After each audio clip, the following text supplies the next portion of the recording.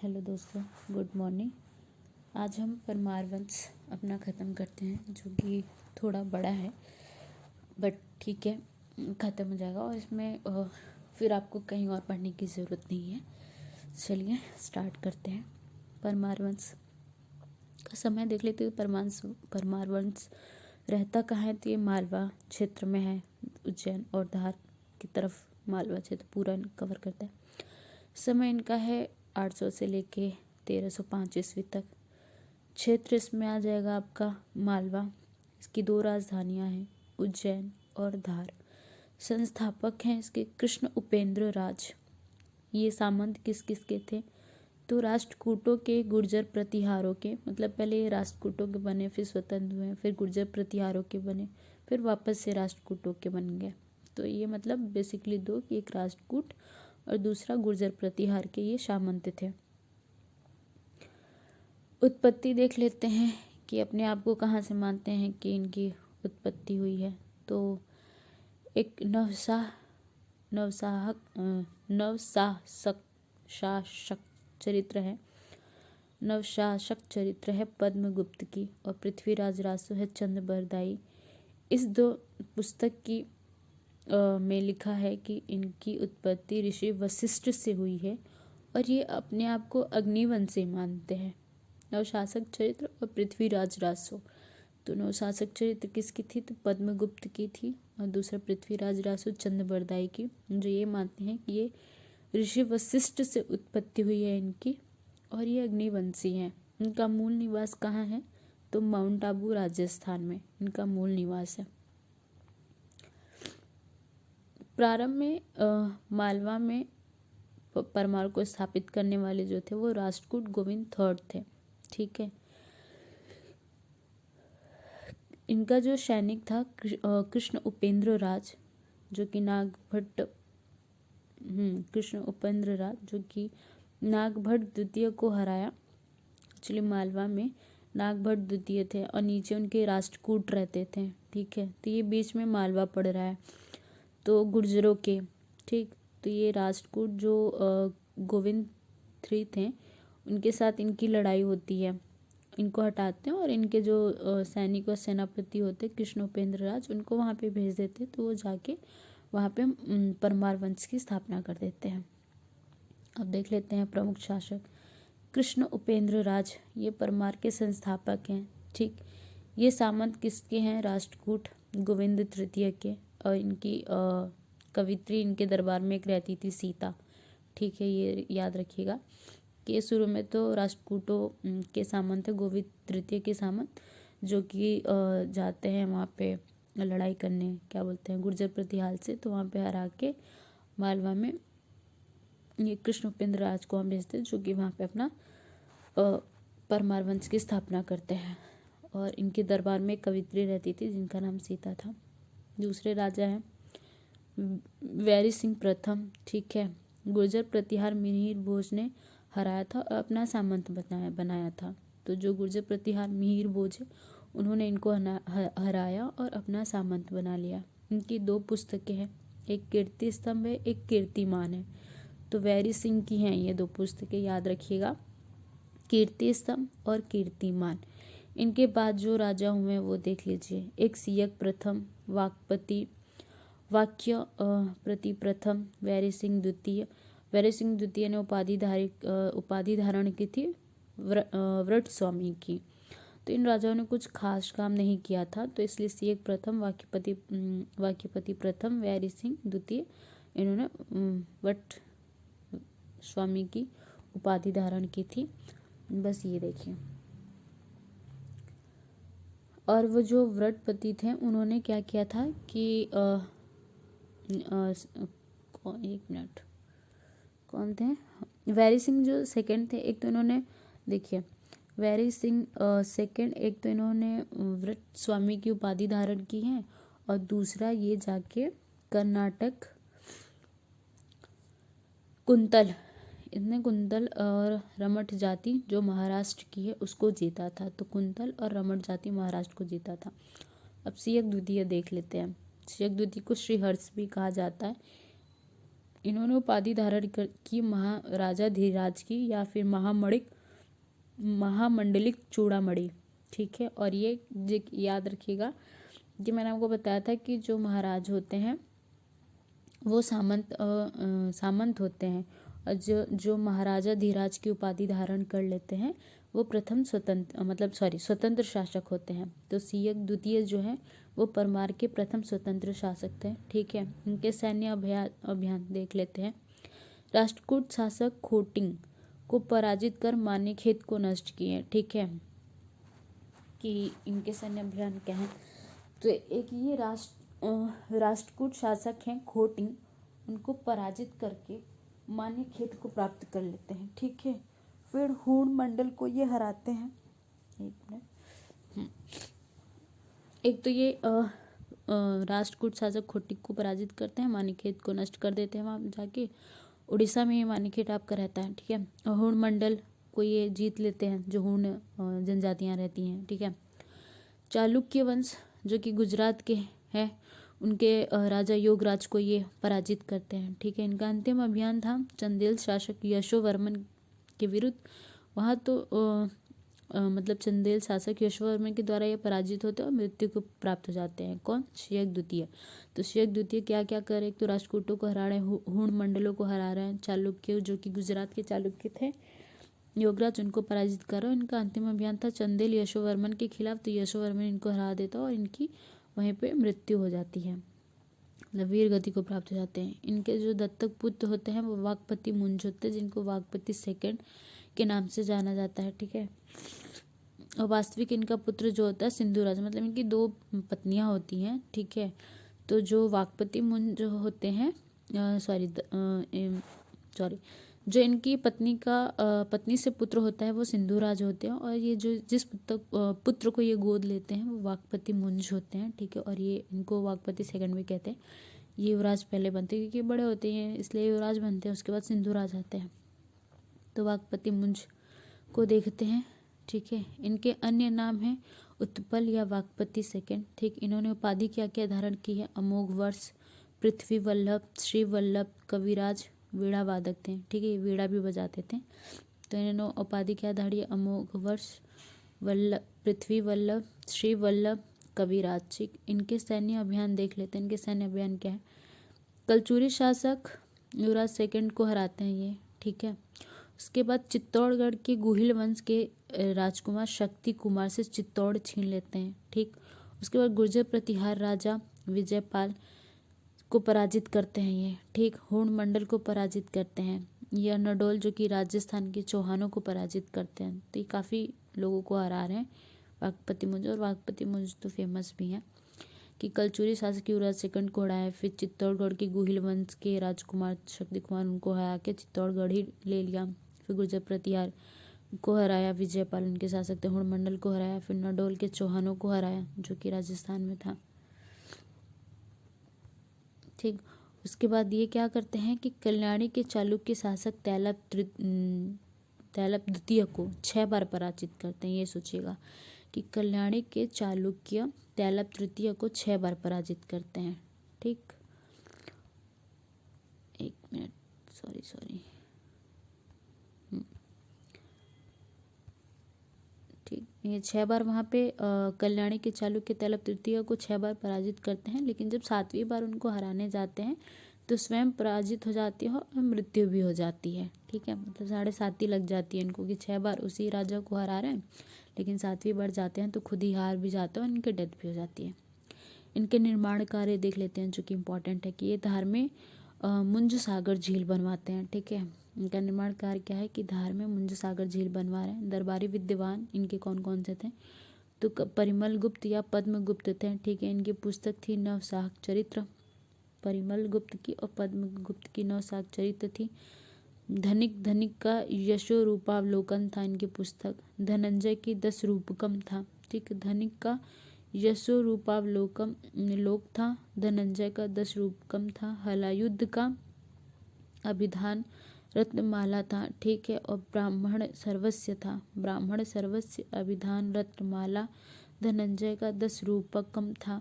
और धनिक का यशोरूपलोकम था। ठीक है, परिमल गुप्त या पद्मगुप्त का नवशाक चरित्र था।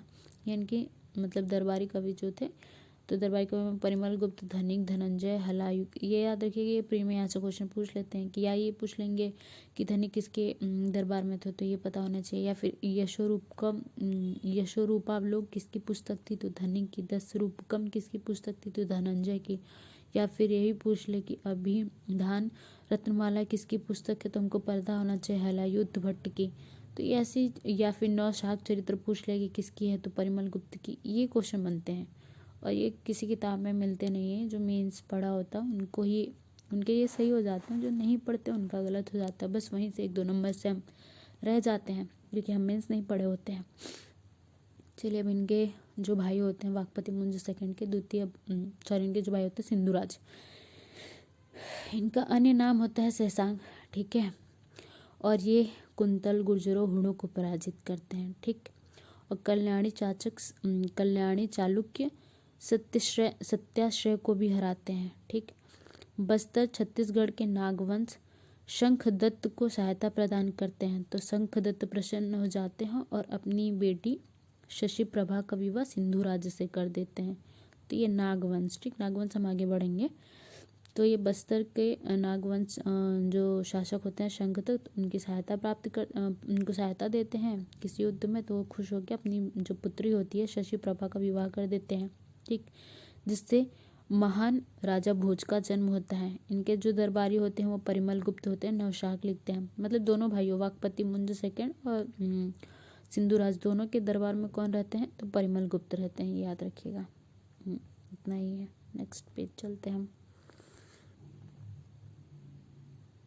ठीक, अब हम यहाँ से पढ़ेंगे परमार भोज। तो परमार भोज का देखिए, इनका समय क्या था कि 1000 ईस्वी से 1050 ईस्वी, मतलब 50 वर्ष था पूरा। और ये महमूद गजनवी के समकालीन थे। जैसे परमार भोज पे ही लिखने का जाए 2 मार्क्स पे, तो लिख सकते हैं कि इनका समय क्या था, ये किसके गुप्तकालीन थे। ठीक, और इनके ये जो सैन्य अभियान में से कोई सैन्य अभियान लिख दीजिए, हो गया 2 मार्क्स, 3 लाइन। इनकी सैन्य उपलब्धि देख लेते हैं। तो ये उड़ीसा के सोमवंश इंद्रप्रस्थ को हराते हैं। उड़ीसा सोमवंश इंद्रप्रस्थ राजा को हराते हैं। फिर कोंकण सिलहार वंश के केशी देव को पराजित करते हैं। देखिए, इनके जो परमार भोज के जो सैन्य अभियान है, ये 7 नंबर 10 नंबर में पूरा भोज परमार आने की वो रहती है, मतलब आता ही आता है। आप लास्ट ईयर के पेपर उठा के देखेंगे तो आपको मिल जाएगा। फिर गुजरात के चालुक्य कीर्तिवर्मा को पराजित करते हैं। फिर हिंदू शासक आनंद पाल को सैनिक सहायता प्रदान करते हैं, किसके खिलाफ, महमूद गजनवी के खिलाफ, ये याद रखिएगा। ठीक, उसके बाद क्या होता है कि जो चालुक्य कल्याणी के चालुक्य जयसिंह रहते हैं। ठीक है, तो उन पे कौन कौन आक्रमण करता है, तो एक गंगदेव जो कि कलचुरी के होते हैं, राजेंद्र चोल जो कि चोल वंश के होते हैं, और भोज परमार। ठीक है, तो ये तीनों लोग मिल के किसको हरा रहे हैं, जयसिंह को। ठीक है, लेकिन असफल रहते हैं। ठीक, असफल हो जाते हैं। तो जो कलचुरी के राजा गंगदेव होते हैं और राजा भोज, इनके बीच में लड़ाई हो जाती है। तो भोज इनको गंगदेव को पराजित कर देते हैं। जब मैंने कलचुरी पढ़ाया था तो भी मैंने उसमें ये वाली स्टोरी बताई थी, तो वहीं से आता है कि कहाँ राजा भोज और कहाँ गंगूतेलु।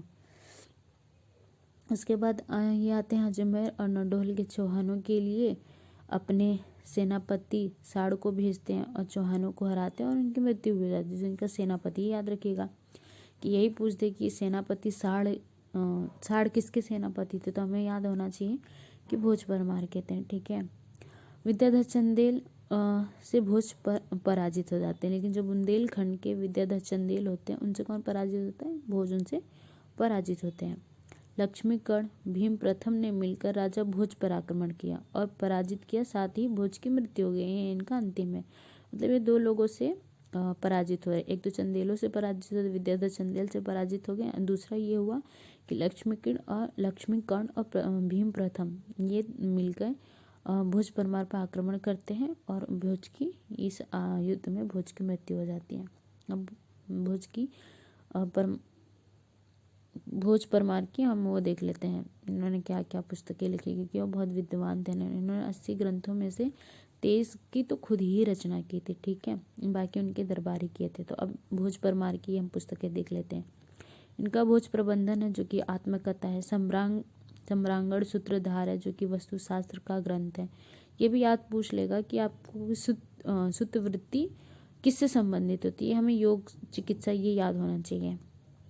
आयुर्वेद सर्वस्य चिकित्सा से संबंधित है, सुतवृत्ति योग से संबंधित है। ठीक है, यहाँ पे ओके सॉरी, यहाँ पे ना मैं आपको पढ़ के बता दे रही हूँ, यहाँ पे ऐसे लगता है पिक से कट गया है। जस्ट सेकेंड,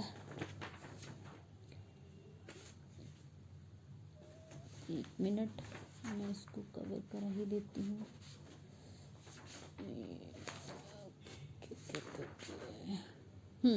इसमें कुछ खास नहीं है, इसमें बस एक है सिद्धांत संग्रह जो कि दर्शन से संबंधित है। देखिए वहाँ पे लिखा भी है दर्शन, तो यहाँ पे इसकी जो पुस्तक है वो है सिद्धांत संग्रह। ठीक है, किसका संग्रह कर रहे हैं, दर्शनों का संग्रह कर रहे हैं। कौन, सिद्धांत संग्रह। और शब्दानुशासन ये पुस्तक है, और ये एक शब्दकोश है। तो बस यही दो पुस्तक थी और कुछ नहीं है। नेक्स्ट चलते हैं।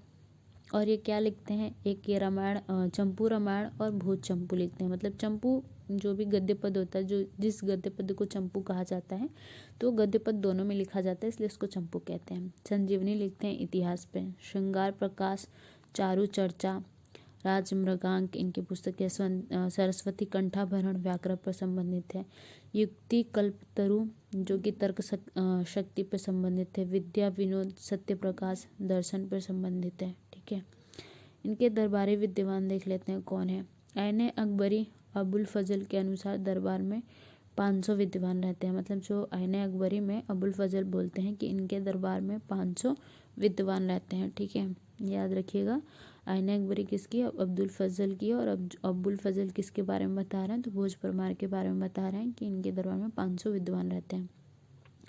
मूर्धन्य कवि कालिदास भी इनके यहाँ रहते हैं। ठीक है, कवि चिंतय विदिशा से थे, और इन्होंने कौन सी उपाधि धारण की थी, तो महाकवि चक्रवर्ती की उपाधि धारण की थी। ठीक है, भास्कर भट्ट विद्यापति की उपाधि धारण की थी। तो ये कवि हैं, तो ये याद रखिए। जैसे कालिदास हो गए हैं, कवि चिंतय हो गए जो कि विदिशा से। भास्कर भट्ट थे जो कि विद्यापति की उपाधि धारण करते हैं। धनपाल, ठीक है, धनपाल इनकी रचना है तिलक मंजरी। ठीक है, धनपाल जो थे इन्होंने जैन धर्म स्वीकार किया था। ठीक है, धनपाल ने जैन धर्म स्वीकार किया था। भोज परमार के ये भी पूछ रहे थे कौन इनके दरबारी थे जिन्होंने जैन धर्म स्वीकार किया था, तो धनपाल थे। ये हमें याद रखना है। नेक्स्ट चलते हैं।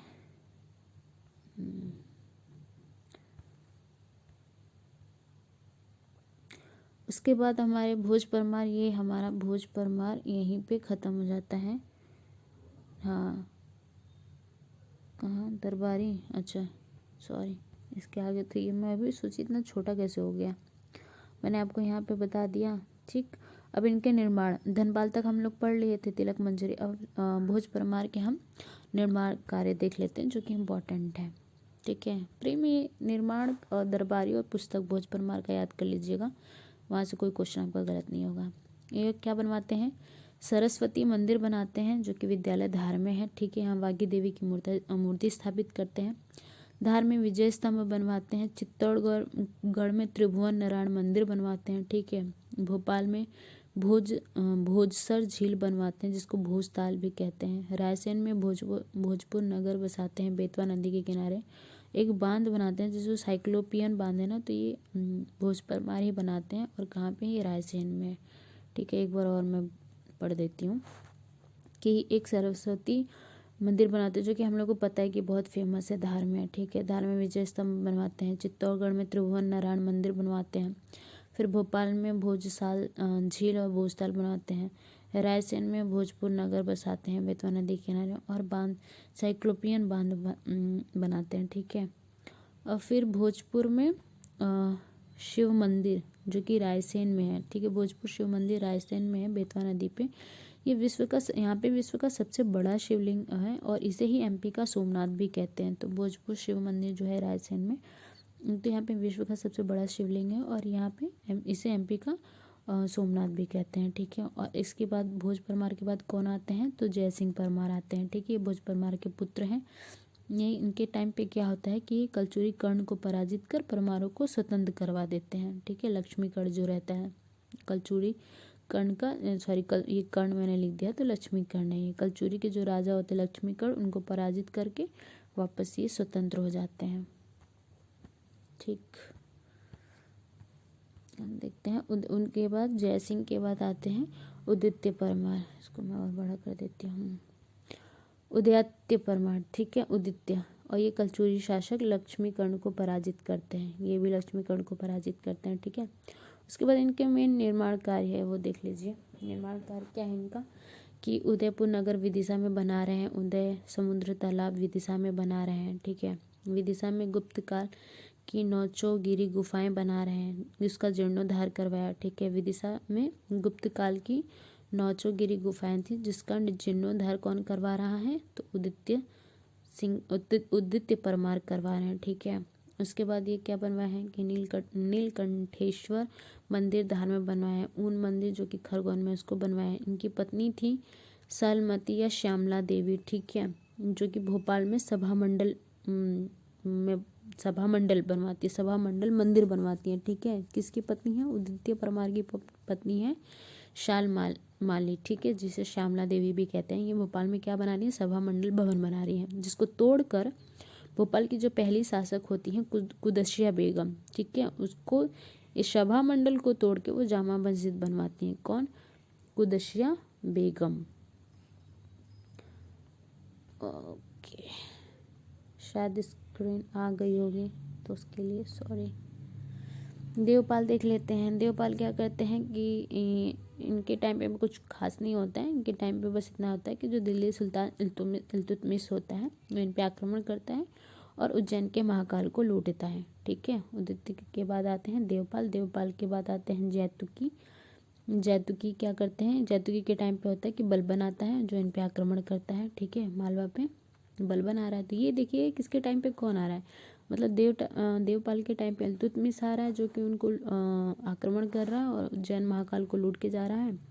और जैतुकी के टाइम पे बलबन आ रहा है, ठीक है। अब देख लेते हैं महलक देव। महलक देव जो है वो अंतिम परमार राजा हैं, ठीक है। 305 में अलाउद्दीन खिलजी के सेनापति जो होते हैं आइने उल मुकबुल मालवा पे आक्रमण करते हैं और मालवा को दिल्ली सल्तनत में मिला लेते हैं। तो महलक देव जो थे, महलक देव वो अंतिम परमार राजा हैं, ठीक है। ये परमार वंश हमारे यहाँ पे ख़त्म हो जाता है, ठीक है। एक मिनट, हाँ, तो परमार वंश हमारा ख़त्म हो जाता है। इन 4 पेजों में हमने देख लिया, स्टार्टिंग से हमने ये सब देखा कि संस्थापक कौन है, कहाँ पे परमार वंश है और इसकी कौन कौन सी राजधानी है, कौन कौन से इसके संस्थापक हैं। तो एक बार और मैं ऐसे ना फटाफट रिवाइज करवा देती हूँ, जैसे कि एक बार अच्छे से गो थ्रू हो जाए। तो समय राजधानी आपने देख लिया कि उज्जैन है, संस्थापक कृष्ण है, सामंत इनके राजकूट और गुर्जर प्रतिहार हैं, ठीक है। उत्पत्ति भी आपने देख ली, निवास स्थान क्या है इनका, माउंट आबू राजस्थान, ये याद रखिएगा। एक मिनट,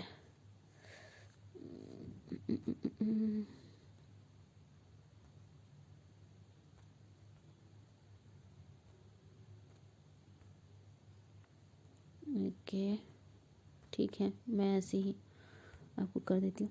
मूल वंश माउंट आबू इन्हें देख लिया आपने। उसके बाद देखिए राजा मैं एक बार और आपको गो थ्रू करवा दे रही हूँ। एक तो कृष्णोपेंद्र राज, ठीक है, जो कि खुद संस्थापक हैं। फिर वैरी सिंह प्रथम आते हैं, ये मेन राजा यही होते हैं। और ये तो कुछ खास नहीं है, तो इनको हम बस ऐसे एक बार देख लीजिएगा क्रोनोलॉजी के लिए। बाकी कृष्णोपेंद्र और वैरी सिंह हो गए। उसके बाद हम देखेंगे श्री द्वितीय आते हैं, ठीक, जिनको श्रीहर्ष भी कहते हैं। उसके बाद वाकपति मुंज आते हैं। वाकपति मुंज के जो भाई होते हैं सिंधुराज आते हैं, ठीक है। उसके बाद सिंधुराज के ही पुत्र होते हैं भोज परमार, ठीक है। अब देखिए जैसे कभी पूछ दे कि सिंधुराज किसके पिता थे, तो हमें याद हो जाएगा कि भोज परमार के थे, अगर हम ये सब देखे होंगे। भोज परमार, ठीक। उनके बाद ये उनकी पूरी रचनाएं, क्योंकि भोज परमार देखिए आपके 10 नंबर में आएगा। तो एक देखिए भोज परमार का समय हो गया, सैनिक उपलब्धि हो गई उनकी, ठीक। उनकी रचनाएं हम लिख दिए, उनके निर्माण कार्य लिख दिए, दरबारी विद्वान। इतना तो हमारा 10 नंबर का कंटेंट है पूरा। 7 नंबर में ये आप थोड़ा थोड़ा आधा आधा काट के लिख दीजिए। उसके बाद भोज परमार के पुत्र जय सिंह आते हैं, जय सिंह परमार। उसके बाद आपके आते हैं आदित्य परमार, आदित्य परमार आते हैं। उसके बाद आपके देवपाल आते हैं, ठीक। देवपाल, जैतुकी और महलक देव ये अंतिम राजा होते हैं। तो इस तरीके से हमारा भोज परमार समाप्त होता है, जो कि 25 मिनट में हो गया। अच्छा है, क्योंकि हमने इसमें आज कोई बात नहीं की है, इसलिए हमने फटाफट ख़त्म कर लिया। तो यही चीज़ है, आप ना इसको 1 से 2 बार वीडियो को देखोगे, जैसे 1.5x पे या फिर 2 पे, जैसे भी आपको सही लगता है। क्योंकि वैसे तो काफ़ी स्लो बनती है, अगर 1 पे देखोगे तो आप भी बोर हो जाओगे। तो जैसे कि मैं तो यही सजेस्ट करूँगी कि 1.25 या 1.5 पे देखो, बढ़िया। और जितनी बार हो सके उतनी बार देखोगे, वो आपको हो जाएगा, याद हो जाएगा। अगर आप चाहोगे तो फिर आप कमेंट करोगे तो फिर ये जो भी नोट्स हैं मैं इसके PDF बना के आपको टेलीग्राम पे डाल दूँगी, ताकि आप भी मतलब आप निकलवा सकते हो, निकलवा के अपना पढ़ सकते हो, या जो भी करना है आप कर सकते हो। मतलब मुझे बस यही है कि अगर यहाँ पे जो लोग भी ऐड हो रहे हैं ना, एक्चुअली उनकी लाइफ में मैं थोड़ा सा भी वैल्यू एडिशन कर सकूँ। बाकी चलिए मिलते हैं नेक्स्ट वीडियो में। नेक्स्ट अब मैं आपको दिखा देती हूँ कि अब हमारे कौन कौन से रह गए हैं। एक तो ये कच्छपात वंश रह गया, ठीक है, जो कि हम इसको कल देख लेंगे। उसके बाद हम ये कच्छपात में 2, उसके बाद गर्दभिल वंश हो जाएगा हमारा, फिर गर्दभिल। उसके बाद एक आएगा आपका नागवंश आएगा, और एक उच्चकल्प आएगा।